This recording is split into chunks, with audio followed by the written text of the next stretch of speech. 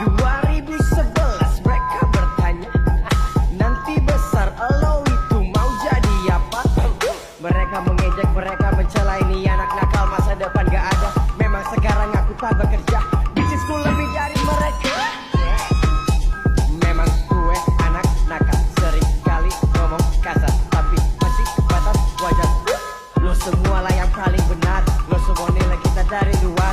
Tatoan tapi tak pakai narkoba, jangan nilai kami dari covernya.